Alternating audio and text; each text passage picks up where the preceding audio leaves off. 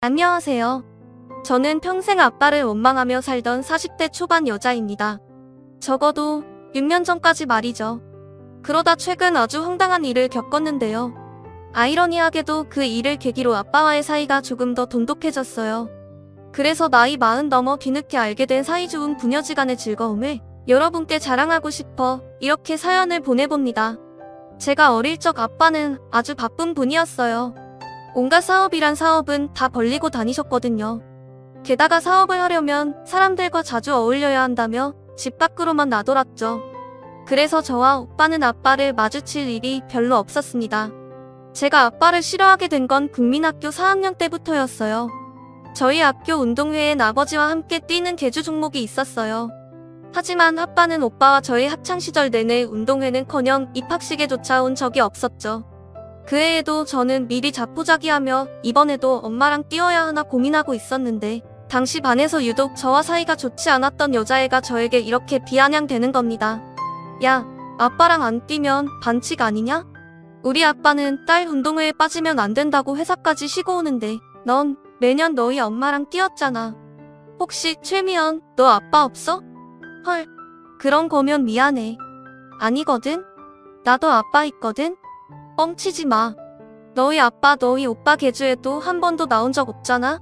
꼴에 자존심이 있다고 거짓말하긴. 거짓말 아니라고. 그래? 그럼 이번엔 너네 아빠 운동회에 데려와봐. 왜 대답 못해? 거봐. 흥, 못 데려오지? 아니거든? 데려올 수 있거든? 두고 봐. 내가 이번 운동회에 우리 아빠 꼭 데려올 테니까. 저는 분에 못 이겨 그 애와 반 아이들 앞에서 큰 소리를 치고 말았습니다. 그리고 전 그날 밤이 늦도록 자지 않고 아빠를 기다렸어요. 그날도 아빠는 새벽이 다 되어서야 들어왔죠. 평소대로 술 냄새를 풀풀 풍기면서요. 아빠 오셨어요? 우리 딸. 왜 여태 안 잤어? 아빠 기다렸어? 얼른 자야지. 아빠, 저 부탁이 있는데요. 혹시 이번 제 운동회 와주시면 안 돼요? 아빠랑 뛰는 계주가 있는데 애들이 자꾸 저 아빠 없다고 무시하잖아요. 뭐? 누가 이 최도철이 딸을 무시해? 이거 안 되겠구만. 알았다. 이 아빠가 가마. 진짜요? 진짜 아빠 약속하신 거예요? 아빠의 알았다는 흔쾌한 대답에 저는 너무 기뻐 깡충깡충 뛰었습니다. 그리고 운동회 당일 저는 두근거리는 마음으로 아빠를 기다렸죠. 하지만 막상 운동회에 온 건 엄마와 아빠가 아닌 엄마 혼자였어요. 아빠는? 엄마는 아빠가 일이 너무 바빠서 못 오셨다고 미안하다고 전해 달랬다고 하더군요. 결국 그날 저는 하도 울어 퉁퉁 부은 눈으로 엄마와 계주를 뛰어야 했죠. 운동회가 끝난 후 집에 와서 얼마나 울었는지 모릅니다. 제가 아빠에게 어떤 마음으로 얼마나 어렵게 한 부탁인데 그걸 깡그리 무시하다뇨? 저는 그날 2번 다시 아빠의 말은 믿지 않겠다고 다짐을 했어요. 그리고 제가 중학교 3학년 땐 이런 일도 있었습니다. 어느 주말 웬일로 일이 없었는지 오랜만에 아빠가 집에서 쉬고 있더군요. 저는 아빠가 불편해 방 밖으로 나가지 않고 침대에만 누워 있었죠. 그런 제 방문에 조심스럽게 노크 소리가 들리더니 이내 문을 빼꼼 열고 아빠가 들어오더군요. 아, 뭐야? 우리 미연이 조금 있으면 생일이지? 선물 뭐 받고 싶어? 어이가 없었어요. 언제부터 제 생일을 챙겼다고 갑자기 선물 타령이랍니까? 저는 이불을 머리까지 덮고 짜증스러운 한마디를 던졌습니다. 신경 끄세요. 그러자 거실에서 저와 아빠의 대화를 듣고 있던 건지 엄마가 놀란 목소리로 달려오더군요. 미연이 너 지금 아빠한테 그게 무슨 말버릇이야? 당장 똑바로 일어나서 사과드리지 못해? 저는 마지못해 침대에 걸터 앉았습니다. 놀라고 화가 난 표정에 엄마와 머쓱한 웃음을 짓고 있는 아빠의 얼굴이 보이더군요. 사춘기였던 전 괜히 더 화가 치밀어서 그런 엄마의 말에 대꾸했습니다. 왜 나한테 그래? 아빠면 다 아빠야? 왜 이제 와서 친한 척인데 짜증나게. 그거 알아? 내 친구들은 다 나 아빠 없는 줄 알아. 너 그래도? 여보, 됐어. 그만해. 이후로도 아빠는 저와 대화를 나누고 싶은 듯 보였지만 저는 그런 아빠를 전부 무시했습니다. 가증스러웠어요. 오빠 또한 저처럼 반항을 하진 않았지만 아빠를 불편해하기 마찬가지였고요. 집안에선 엄마만이 아빠를 감싸주는 유일한 사람이었어요.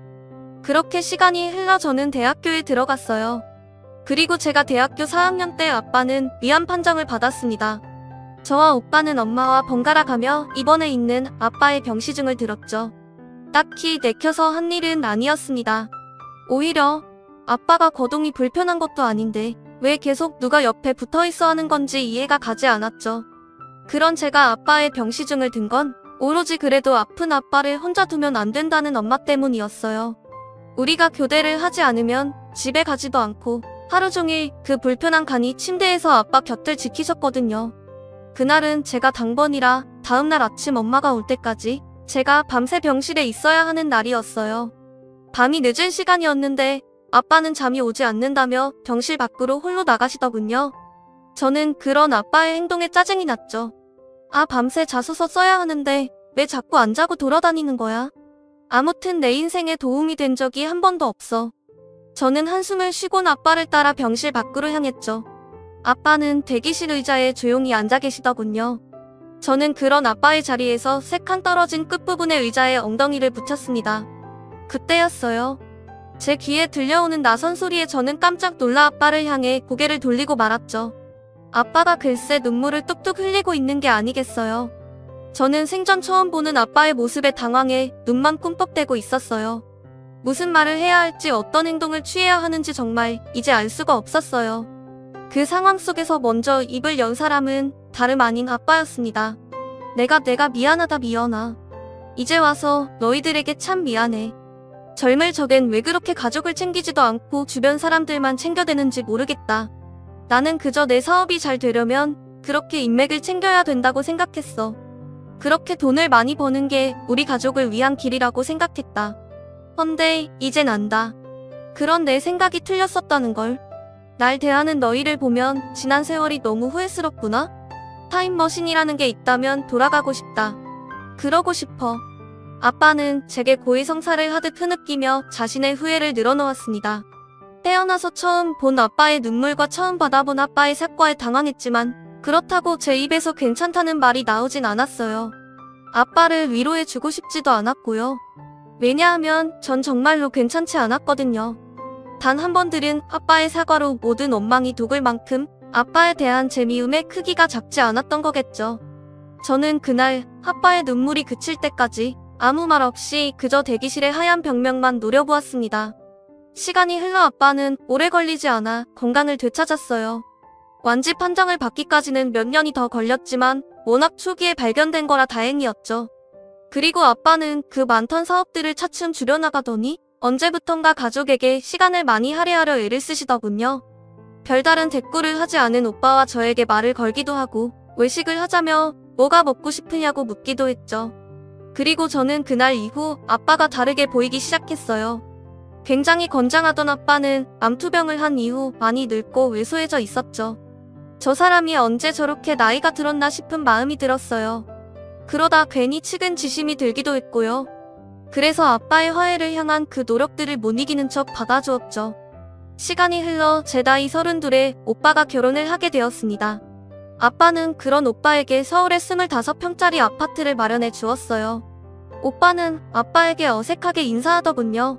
내가 더 큰 집을 해주고 싶었는데 이것밖에 해주지 못해 미안하다. 아니에요, 아버지. 그리고 서울에 25평짜리 아파트 마련하는 게 쉬운 일인가요? 이것만 해도 저는 너무 감사해요. 근데 아버지 그거 아세요? 이 아파트가 제가 살면서 아버지한테 받은 첫 선물이라는 거예요. 오빠의 말에 아빠는 씁쓸하게 웃으며 고개를 떨궜죠. 내가 가족들한테 그랬으면 안 됐는데 내 어리석음 때문에 너희에게 상처를 준 것 같아. 차마 고개를 들 수가 없구나. 그동안 참 이 아버지가 미안했다. 내가 앞으로 살면서 그동안 못해준 만큼 너희에게 더 잘하며 살게. 민성아, 너는 나랑은 다르게 결혼해서 아주 가정적인 남편이자 아빠로 살려무나? 그 모습을 보고 저는 아빠가 정말 진심으로 변하려나 보다 하고 처음으로 진지하게 생각했습니다. 그리고 그날 이후 저 또한 오빠처럼 아빠를 향해 세웠던 가시를 약간은 누그러뜨리게 되었어요.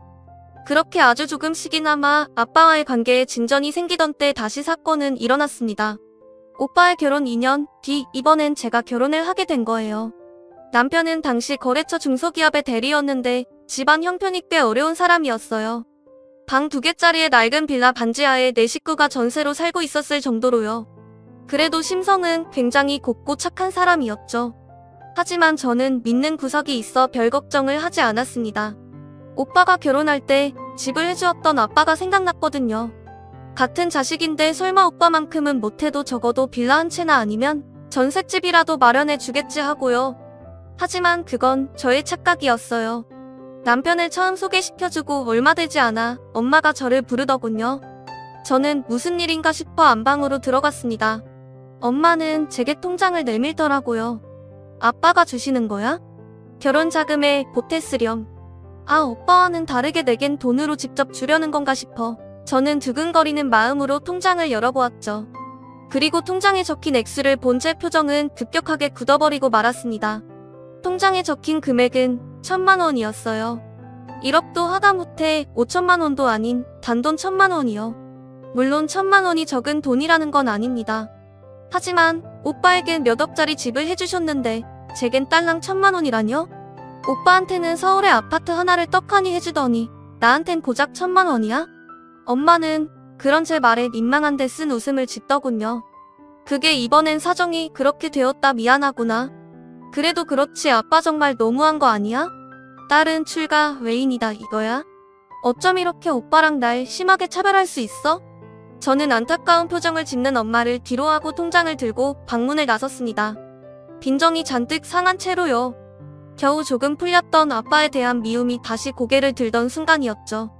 그렇게 저와 남편은 대출을 받아 작은 빌라 전세에서 시작을 하게 되었습니다. 그렇게 아빠와 저 사이의 감정의 골이 다시 깊어진 지 3년이 지났을 무렵이었어요. 세상에 단 한 명, 제가 유일하게 믿고 의지하던 엄마에게 불행이 찾아왔습니다.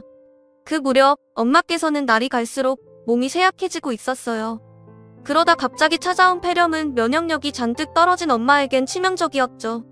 엄마는 폐렴 판정을 받은 그 길로 병원에 입원을 했습니다. 걱정이 된 저는 병원과 집, 회사를 오가며 그런 엄마의 간호를 자처했죠. 아빠는 일을 하는 시간이 아니면 항상 엄마의 곁에 붙어 있었고요. 엄마와 마주칠 때마다 저는 고개만 까딱할 뿐 그런 아빠를 무시했지만은요. 그러던 어느 날은 엄마와 저 단둘만 병실에 남게 되었는데 엄마가 제 손을 붙잡고 힘없는 목소리로 말씀을 시작하셨습니다. 마치 유언처럼요. 유언아, 내 아버지 너무 미워하지 말아라. 내 아버지 사업이 사실 몇 년 전부터 많이 어려웠다. 내 오빠 결혼할 때도 집 해줄 형편이 안 됐는데 그래도 그땐 너 결혼할 때보다는 사정이 좀 나아서 어떻게든 돈을 마련했던 것 같더라. 너 결혼할 땐 사정이 말이 아니었어. 1,000만 원은커녕 100만 원도 없을 때였는데 그 양반이 빚까지 내서 겨우 마련한 돈이 그거였다. 그리고선 차마 널 볼 염치도 없다며 내게 대신 전해달라고 부탁하더구나. 저는 엄마가 제게 1,000만 원이 든 통장을 전해준 이후 주독 저를 외면하던 아빠의 모습을 떠올렸습니다. 저는 정말 몰랐어요. 그냥 아들, 딸 차별한 게 민망해서 저를 불편해하는 줄로만 알았거든요. 미연아, 내가 결혼한 이후 그 단단하던 양반이 매일같이 얼마나 울었는지 모른다. 너한테 미안하다고 너 결혼할 때마저 애비 노릇을 제대로 하지 못해 죄스럽다고 말이야. 내 아빠가 옛날 사람이라 가장은 돈을 벌어야 한다는 생각밖에 못해서 그랬지. 예전에도 지금도 가족을 끔찍이 아끼는 사람이다. 서툴러서 이런 이야기를 너나 민성이한테 전혀 못했겠지. 내가 없으면 너희 아빠 제 속 터놓을 데 하나 없는 딱 한 사람이야. 그러니 내가 만약에 먼저 가게 되면 내가 먼저 다가가서 내 아빠 좀 잘 보듬어다오. 민성이는 워낙 남을 챙길 줄 모르는 애잖니. 내가 내 아빠를 부탁할 사람은 너밖에 없구나. 부탁한다. 엄마는 그 말을 끝으로 힘이 붙었는지 다시 눈을 감으셨습니다. 저는 몰랐던 사실에 그저 어쩔 줄 모르고 눈만 꿍뻑였어요. 그렇게 엄마가 입원한 지 며칠이 지났을 무렵이었어요. 회사에서 한창 일을 하고 있는데 아빠에게서 전화가 오더군요.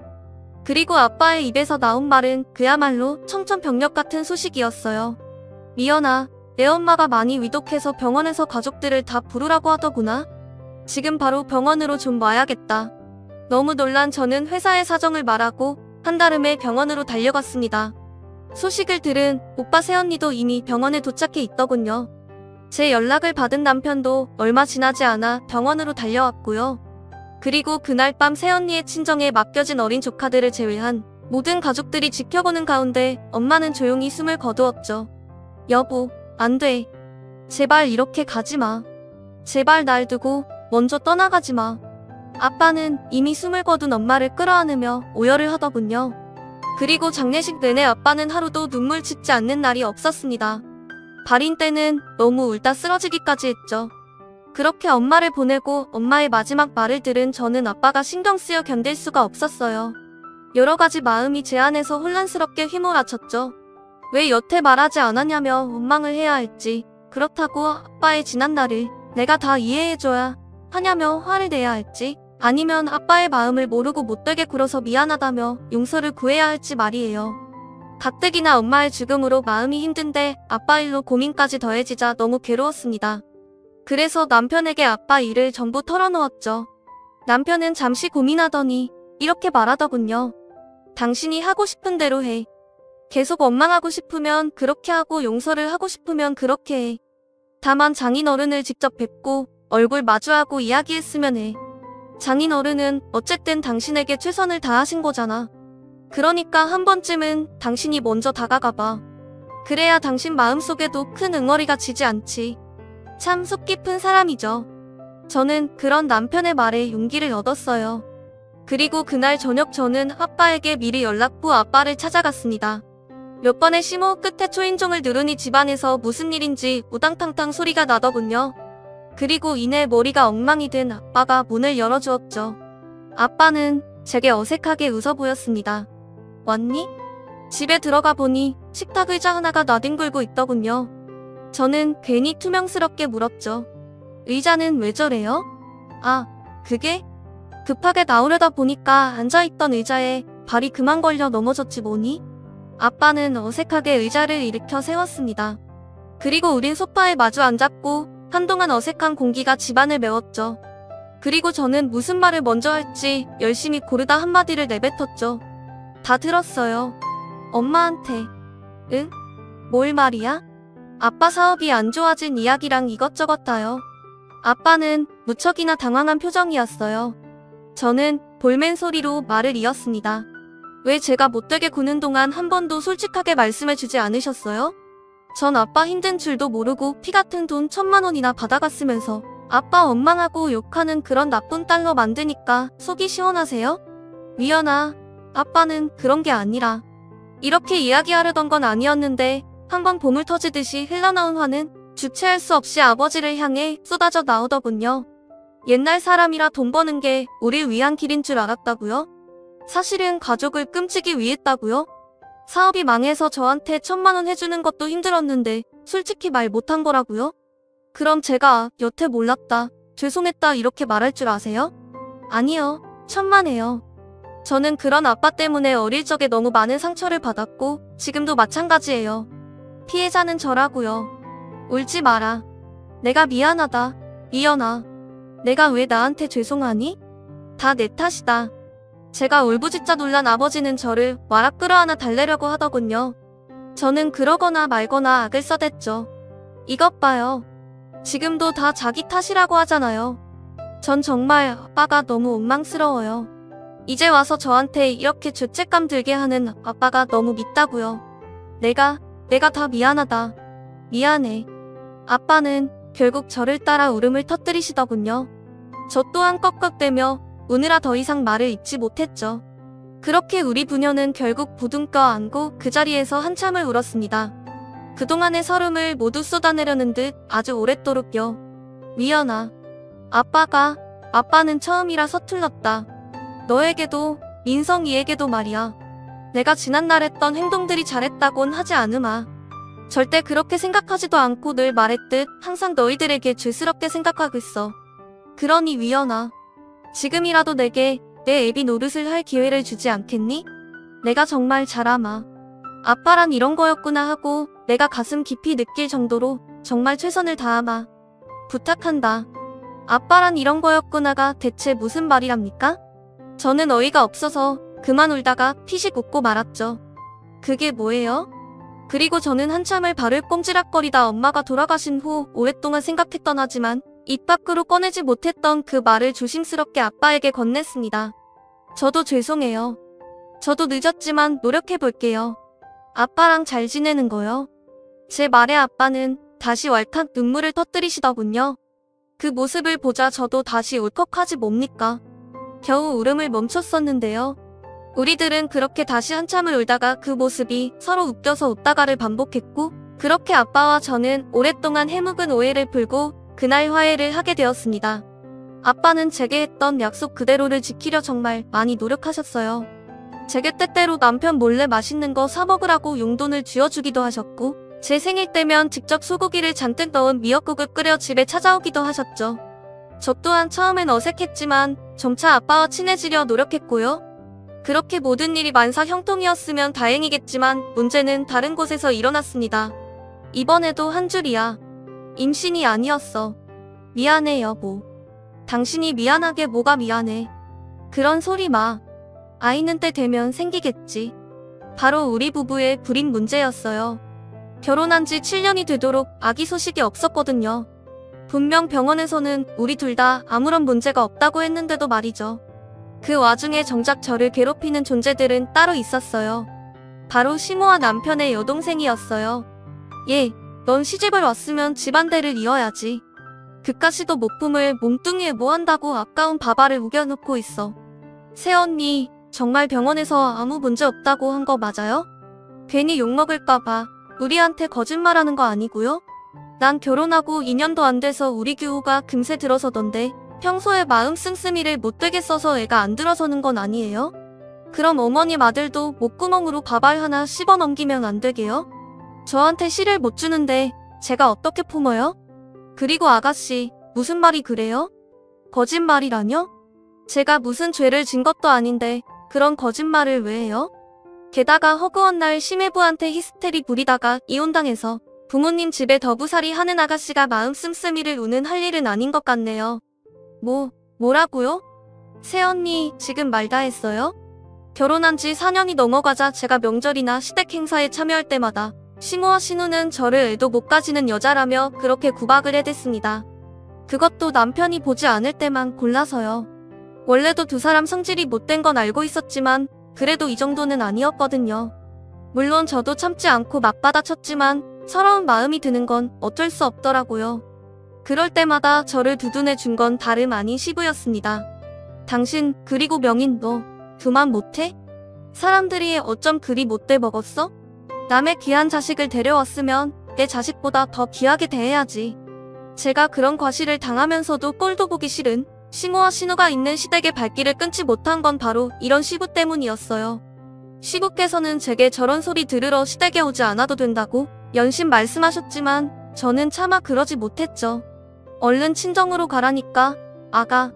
왜냐하면 시부께서는 선천적으로 몸이 약하셔서 거의 집에서 누워서만 생활을 하셨거든요. 그래서 시부는 젊었을 때부터 일을 하지 못하셨고 그 때문에 집에 가세가 많이 기울었다고 남편이 이야기를 해주더군요. 항상 집에서 유용하고 계신 시부께는 그래도 얼굴을 보여드려야 할 것 같아 어쩔 수 없이 시댁에 왕래하던 와중 제 참을성이 바닥나게 한 사건이 터지고야 말았어요. 결혼한 지 해수로 8년째 되던 어느 여름날이었어요. 여보, 이것 좀 봐요. 2줄이야, 2줄. 제가 마흔이 너무 늦은 나이에 드디어 임신에 성공을 한 겁니다. 이 소식을 들은 친정아빠는 매우 기뻐하셨어요. 드디어 손주가 생기는 거냐면서요. 물론 오빠네 자식들이 있긴 했지만 저는 워낙 아빠의 아픈 손가락이었던지라 더욱 마음이 쓰이셨던 거겠죠. 그리고 한 달쯤 지났을 땐가 오랜만에 친정에 모여 아빠, 오빠, 저 이렇게 셋이 저녁 식사를 한 날이었습니다. 아빠가 갑자기 제게 통장을 하나 내밀더군요. 미연아, 너 결혼할 때 못해준 거 이 아빠가 지금이라도 이렇게 주고 싶다. 아이 가진 거 축하한다. 통장을 열어보니 무려 5억 5천만 원이라는 거금이 들어있지 뭡니까? 아빠, 큰돈이 어디서 났어요? 아빠 사업 어렵다면서. 우리 딸이 그토록 간절히 바라던 임신을 했는데 아빠가 이 정도도 못해주랴? 내일부터 아빠랑 같이 서울에 괜찮은 집 있나 알아보러 다니자. 이 아빠가 아파트 하나 해주마. 어떠냐? 이 아빠 무진장 든든하지? 아빠는 어깨를 으쓱하며 우쭐한 표정을 지었습니다. 오빠는 그 옆에서 빙그레 웃고 있었고요. 나중에 말하기를 자기만 아빠에게 결혼할 때 도움을 받은 것 같아 제게 참 미안했었는데 그날 그렇게 속이 시원할 수가 없었다고 하더군요. 그렇게 아빠와 저 그리고 남편은 시간이 날 때마다 함께 집을 알아보러 다녔고 결국 마음에 드는 서울 외곽의 아파트를 계약할 수 있었죠. 문제는 그 뒤였습니다. 집을 계약한 지 얼마 되지 않아 웬일로 시누이에게 전화가 오더군요. 뭔가 요구할 때 빼고는 생전 안부 전화 한 번 없던 사람이었는데요. 예, 아가씨. 새언니 임신 축하해요. 이번에 아파트 선물 받았다면서요? 그것도 방이 3개나 된다던데? 뭔가 불길한 예감이 들었습니다. 제가 시누이를 아는데 절대로 이런 일에 축하한다는 말을 할 사람이 아니었거든요. 오히려 질투가 나 심하게 배앓이를 하면 해도요. 저 엄마한테 허락받았거든요. 오빠 집에 들어가서 살아도 된다고. 그래서 말인데 저 안방 좀 내주세요. 이사 다음 달이라고 했죠? 뭐라고요? 뭘 어딜 들어와요? 기가 차서 말도 안 나오더군요. 심지어 제 허락을 구하는 것도 아니고 말 그대로 통보였습니다. 아무리 뻔뻔해도 유분수지. 이 정도면 총만 안 들었지 날강도 아닌가요? 저랑 우리 규 둘이 지내야 되잖아요. 애가 어려서 뛰어놀려면 넓은 방 필요한 거 아시죠? 가족인데 양보 좀 하세요. 저기 아가씨, 말도 안 되는 소리 할 거면 그만 끊을게요. 제가 왜 아가씨랑 같이 살아요? 그리고 이 집이 왜 오빠 집이에요? 제 집이지. 게다가 허락을 구할 거면 저한테 구해야지. 왜 어머님한테 허락을 구해요? 어디서 말 같지도 않은 소리 하고 있어? 짜증나니까 그만 끊어요. 시누나 진짜 사람 우습게 보는 것도 유분수지. 시부 때문에 그동안 그나마 참고 숙여줬더니 아주 난리를 괭가리로 치고 있더군요. 그리고 이 일을 저녁에 남편에게 말하자 남편도 어이없어 하더니 제게 잘했다고 말해주었습니다. 신우 말 신경 쓸 것 하나 없다고요. 하지만 신우의 미친 짓은 말로만 끝나지 않았습니다. 이사갈 저희 집 주소는 어떻게 알았는지 이사 당일에 글쎄 자기 짐을 멋대로 용달차에 실어온 게 아니겠어요? 시 조카 나란히 보조석에 탄 채로 말이에요. 이사 짐센터 직원들과 한참 짐을 나르던 남편은 어이가 없는 표정으로 용달차에서 내리는 신우를 빤히 쳐다보더군요. 오빠, 새언니, 저 왔어요. 어디 보자. 이봐요 아저씨, 여기 이 짐도 같이 날라줘요. 같은 집 거예요. 너 뭐 하는 짓이야? 오긴 뭐야? 안방 우리가 쓸 거라는 얘기 들었지? 아, 그리고 용달비 좀 내줘 오빠. 나 돈 없는 거 알잖아. 아휴, 용달차가 하도 낡아서 오는 내내 등 베겨 죽는 줄 알았네. 아저씨, 돈 좀 잘 모아서 차 좀 바꾸세요. 참 대단한 여자였습니다. 한 번의 말로 저와 남편, 이사짐 센터 직원, 그리고 용달차를 몰고 온 사장님 모두의 기분을 팍 상하게 만들다니 말이에요. 하도 기가 차서 보고만 있는데 남편이 성큼성큼 용달차에 운전석 쪽으로 가더군요. 저는 설마 남편이 진짜 용달비를 내주고 신우를 받아주려나 싶어 경악을 했죠. 하지만 남편의 입에서 나온 말은 굉장히 뜻밖이었어요. 사장님, 3배 드릴게요. 이 짐 안 내리셔도 되니까 다시 그대로 원래 싣고 왔던 집으로 옮겨주세요. 부탁드려요. 여기서 바로 계좌 이체 해드릴게요. 오빠. 신우는 그제서야 뭔가 잘못됨을 눈치채고 남편을 불렀지만 이미 남편은 용달차 사장님에게 이체를 끝낸 이후였죠. 아저씨, 짐 여기다 풀 거예요. 다시 안 돌아갈 거라고요. 전 돈 준 분 말만 듣습니다. 아줌마 안 탈 거면 저 먼저 출발할게요. 우리 같은 사람들은 시간이 생명이에요. 이 말을 남긴 용달차 아저씨는 그대로 차를 돌려 아파트 단지를 쏙 빠져나가더군요. 용달차 꽁무니를 보며 어리 빠진 신우의 표정이 얼마나 통쾌하고 웃기던지요. 남편은 그런 신우에게 3만 원을 건네주며 이렇게 말하더군요. 이걸로 규호랑 택시 타고 다시 돌아가. 이것도 어린 규호 때문에 챙겨주는 거지. 너 예뻐서 주는 거 아니다. 남편에게 돈을 받아든 신우이는 그제야 울상이 되더라고요. 그리고는 남편에게 울먹이며 사정을 하기 시작했죠. 아, 오빠. 나 그 집에 살기 싫어. 나 곰팡내 때문에 진짜 고역이었단 말이야. 엄마는 밥도 안 차려주고 아빠는 맨날 골골대고. 그런 집에서 우리 규호 어떻게 키워? 어? 아, 제발. 아세 언니. 언니도 오빠한테 뭐라고 좀 해봐요. 같은 여자끼리 임신까지 했으면서 신보를 곱게 써야 해도 건강하게 태어나죠. 네? 신우는 남편이 꿈쩍도 하지 않자 이번엔 저를 향해 징징대더군요. 아직도 정신을 못 차리고 말입니다. 저는 콧방귀를 끼며 신우에게 딱 한마디를 남겼죠. 싫어요.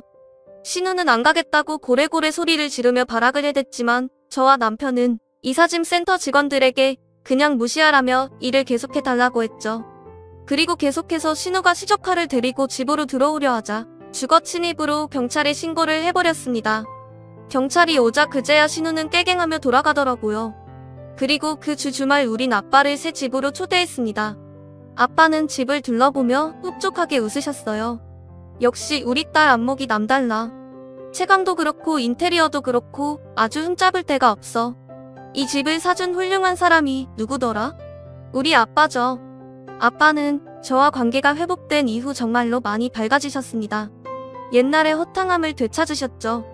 그동안 얼마나 돈 때문에 제게 위축되어 있었는지 알 수 있었어요. 저는 그런 아빠에게 그날 아침 남편에게 전해들은 이야기를 꺼냈습니다. 아빠, 나 이 사람한테 다 들었어요. 아빠 남은 사업 다 정리한 돈으로 이 집 해주신 거라고. 아빠 너는 어쩌려고 이 돈을 다 저한테 주셨어요. 아유 정서방, 남자는 입이 무거워야지. 죄송합니다 장인어른. 그래도 집사람이 또 나중에 알게 되면 죄책감을 가질 것 같아서요. 그래요 아빠. 내가 그 말 안 하는 버릇 좀 고치라고 했죠. 언제까지 딸을 죄인으로 만들 작정이에요. 아빠는 제가 쏘아붙이자 그제야 멋쩍게 뒤통수를 극적이시더군요. 그래, 너랑 정서방 말이 맞다. 내가 또 잘못 생각했구나. 그래도 이 아빠 노보낼 돈은 다 남겨놨어. 내 걱정은 안 해도 된단다. 그때였어요. 갑자기 저희 집 초인종이 미친듯이 울리기 시작하더군요. 인도폰으로 누군지 내다보니 세상에 글쎄 시모가 잔뜩 화가 난 얼굴로 집 앞에 서 있지 뭐예요. 아빠, 어머님이 오셨는데? 아빠는 시모도 오늘 초대했냐며 제게 묻더군요. 저는 고개를 가로저었죠. 그리고는 걱정이 되기 시작했습니다. 아빠가 걱정할까봐 그동안 시댁에서 있었던 일을 아빠에게 말하지 않았거든요. 아니나 다를까 남편이 현관문을 열자마자 시모가 쩌렁쩌렁하게 소리를 지르며 집 안으로 쳐들어왔습니다. 저희 아빠가 와 있는 줄은 꿈에도 모르고요. 야, 내가 우리 명이 내 아들 집에서 쫓아냈다며? 내가 허락했는데 어딜 감히 건방지게. 8년간 임신도 못한 년을 그래도 며느리라고 꼬박꼬박 대우해줬더니 주제도 모르고 기어올라? 어디 오늘 너 한번 죽어보자. 그리고 결국 우려하던 일이 터지고야 말았죠. 이 미친 여편네가 뭐가 어쩌고 저째? 아니, 사돈이 왜 여기? 시모는 뒤늦게 친정아빠의 존재를 눈치채곤 굉장히 당황하더군요. 하지만 아빠의 눈은 이미 분노로 이글거리고 있었어요. 누가 누굴 죽여? 이 망할 놈의 여편네야. 지금 누구한테 그딴 소리를 하는 거야? 너무 귀해서 나는 화 한 번 못 내는 우리 귀한 딸한테 감히? 미연이 너 여태 시댁에서 이딴 대우 받았어? 왜 이 아빠한테 말 안 했어? 아, 아빠. 그 순간 아빠가 너무도 든든하게 느껴졌어요. 그리고 입을 열려던 찰나 갑자기 눈물이 본물처럼 터져나왔어요. 아빠, 그게요. 어머님이랑 신우이가 나한테 맨날 마음씩 곱게 못 써서 애가 안 들어서는 거라고. 그러고 씨도 못 뽑는 연한테 주는 밥 아깝다고 막 구박하고. 말하다 보니 감정이 복받쳐 저는 엉엉 울고 말았어요. 아빠는 그런 저를 보더니 당장이라도 때려 죽일 듯 성큼성큼 시모에게 다가갔습니다. 왜 이래요? 사돈. 며느리 제가 오버하는 거예요. 일단 제 말 좀. 그 입 닥쳐요. 아줌마. 내가 지금 너무 화가 나서 여자라도 한 대 칠 것 같거든? 이 집 당신 아들 집 아니고 내가 내 딸한테 사준 우리 딸 집이니까 지금 당장 여기서 썩 꺼져요. 그리고 두 번 다시 내 딸 눈앞에 나타나지 마셔. 사돈, 썩 꺼지라고. 내 말 못 알아들어? 아빠는 으르렁대며 시모를 쫓아냈고 시모는 겁에 질려 아무 말도 못하고 현관문 밖으로 밀려났습니다. 그제 아빠는 몸을 돌려 엉엉 우는 저를 안아주었죠. 아이고, 이 미련한 거사. 왜 진작 아빠한테 얘기를 안 했어? 넌 아빠한테 뭔 얘기를 안 한다고 뭘 할 자격 없다. 혼자서 얼마나 힘들었어 그래. 남편은 그 옆에서 죄진 사람처럼 서 있더군요. 저를 달랜 아빠는 그제야 남편을 향해 화난 목소리로 이야기했습니다. 자네, 나한테 어떻게 된 일인지 설명 좀 해줘야겠네. 아빠, 이 사람은 잘못 없어요. 계속 나한테 시댁에 가지 말라고 했는데 제가 억지 부려서 간 거예요. 시아버님 뵈려고. 아버님은 저한테 잘해주셨는데 몸이 너무 편찮으셔서 집 밖으로 잘 나오지 못하셔. 그래서 그랬어요. 이 사람한테 뭐라고 하지 마세요. 네? 제가 다급하게 말리자 아빠는 의심스러운 눈초리로 남편을 올려다보더니 쌀쌀맞게 말하더군요. 자네, 내가 우리 미연이 봐서 그냥 넘어가 주는 거야. 평소 자네 심성을 잘 아니까. 근데 또 이런 일이 내 귀에 들리면 그땐 가만두지 않을 걸세. 알겠나? 우리 미연이 눈에 눈물 나게 하지 말란 말이야. 네 장인어른, 제가 입이 10개라도 할 말이 없습니다. 죄송합니다. 그리고 아빠는 그대로 며칠을 저희 집에서 지내셨어요. 혹시 시모나 신우가 다시 찾아올까 봐서요. 아휴, 아빠 이제 그만 좀 가요. 맨날 야구 방망이 품에 끼고 뭐 하는 거야? 뭐 누구 때리기라도 하려고요? 흥, 내가 정말 정서방 자네를 믿고 가도 되겠나? 자네 못 친하고 동생이 또 와도 우리 미연이 속 안 상하게 잘 처신할 수 있냐 이 말이야. 그럼요, 장인어른. 정말 한 번만 마지막으로 저 믿어주세요. 저 정말 잘하겠습니다. 충성하겠습니다. 남편은 아빠에게 어떻게든 인정받고 싶었는지 안절부절 못하다가 손을 들어 올려 충성하는 신용까지 하더군요. 그 모습이 어찌나 우습던지 저와 아빠는 결국 웃음을 터뜨리고 말았죠. 그 뒤 시모와 신우는 저희 아빠가 무섭긴 무서웠는지 다시는 찾아오질 않더군요. 몇 번 전화가 왔었지만 저는 그냥 두 사람의 번호를 차단해버렸습니다. 남편도 그러라고 했고요. 더 이상 말 섞어봐야 기분 좋을 일 하나 없는 사람들이니까요. 하지만 남편도 저도 아픈 시부가 걱정이 되더군요. 그래서 우린 상해 끝에 시모와 신우가 집에 없을 때 몰래 시댁으로 가 시부를 모셔왔어요. 그리고는 평이 좋은 요양병원에 입원을 시켜드렸죠. 시모와 신우에겐 아버님을 요양병원에 모셨다는 연락만 남편이 했을 뿐 어디인지는 알려주지 않았고요. 처음엔 너무 우리끼리 독단적으로 결정한 건 아닐까 걱정이 되었지만 다행히 시부께서는 굉장히 좋아하시더라고요. 살던 집보다 훨씬 쾌적하고 시모와 신우의 신경질을 번갈아 가며 듣지 않아도 된다면서요. 그러면서 제 손을 잡고 참 고맙다고 연신 말씀하셨죠. 그렇게 저와 남편은 매주 주말 요양병원으로 시부를 찾아뵙고 있습니다. 그런데 요새 요양병원에 갈 때마다 항상 저희보다 먼저 와 있는 사람이 있어요. 그게 누구냐며 말이죠. 왔냐들. 아니, 사돈, 이거 여기에 있던 거 맞아요? 제가 안 보는 사이에 몰래 옮기신 거 아닙니까? 사돈께서 장기 못 두는 걸 왜 제 탓을 하십니까? 아이고, 우리 며느리 왔니? 명준이 너도 왔냐? 바로 저희 아빠였습니다. 아빠는 혼자 계실 사돈이 안쓰럽다며 한두 번 시부에 문병을 가시더니 두 분 쿵짝이 생각보다 잘 맞는 모양인지 이제는 거의 제 집처럼 드나드시더라고요. 뭐, 잘 된 일이죠. 두 분 다 혼자 계셔서 쓸쓸하지는 않으실까 걱정했는데 이렇게 서로 심심함을 달래며 잘 지내시니 말입니다. 신우이와 시모의 소식은 저희가 번호를 차단해 더 이상 알 길이 없지만 뭐 원래 살던 집에서 서로 지지고 볶고하며 잘 살고 있겠죠. 물론 시조카가 조금 안쓰럽긴 하지만 아마 제 생각엔 신우이 성격에 곧 제 아빠에게로 시조카를 보낼 것 같습니다. 먹고 살기 힘들다고요. 그리고 제가 아는 전 심외부는 좋은 사람이었으니 분명 그런 시조카를 잘 키워줄 거라고 믿고요. 저는 지난달에 회사를 그만두었답니다. 다음 달이 벌써 출산 예정일이거든요. 아빠와 남편은 벌써부터 신이 나서 아기방에 침대니 옷이니 모빌이니 잔뜩 사다 두었습니다. 제가 그만 좀 사라고 말릴 정도로요. 여기까지가 저희 아빠와 저의 마냥 웃지만은 못할 낀 이야기였습니다. 어때요? 어릴 적엔 좀 그렇긴 했지만 이만하면 저도 아빠도 서로를 향해 조금 더 똑바로 마주보고 선 것 같죠? 살면서 또 무슨 사건 사고가 터질지는 모르겠지만 저는 이제 두렵지 않습니다. 세상 가장 든든한 아빠가 제 뒤에 버티고 있으니까요. 그럼 사연을 들어주신 모든 분들의 가정이 저희 집처럼 항상 평안하길 빌며 이만 글을 마치겠습니다. 다들 들어주셔서 감사합니다.